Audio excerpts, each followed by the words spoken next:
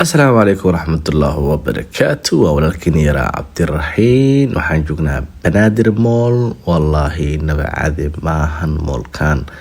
wuxuu leeyahay goobo aan inaba caadi ahayn sidoo kale goobo sports goobo lagu ciyaaro playstation goobo lagu ciyaaro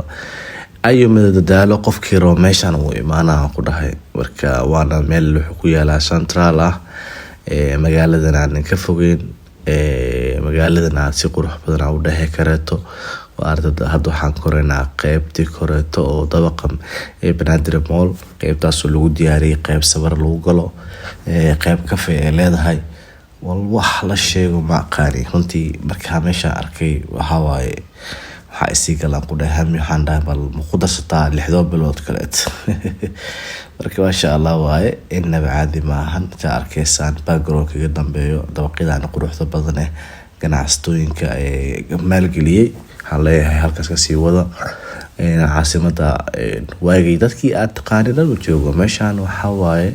dad cusub ay imaaday oo magaalada soo degay marka waxa waaye caasimada hadda way balaaratay aad ay u balaaratay waxaas leedahay hadda afgooyo ilaa muqdisho toos iskugu xiran tahay dhul banaan waa yar yahay marka masha Allah magaalada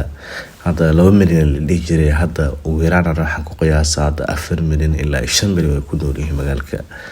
marka dad waxa ku nool iskugu jiro laakiin masha Allah magaalka aragtaa dhismaha daararka dhaadheer la dhisaayo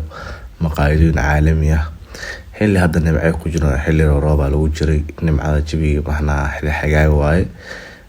qisaas kulal sayd oo ma jiro nimca lagu jiraa lagu dhahay masha Allah ka iska arag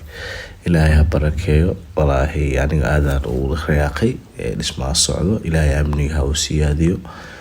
hadda amniga masha Allah aad u wanaagsan yahay ka iska arag wax laga sheego malahan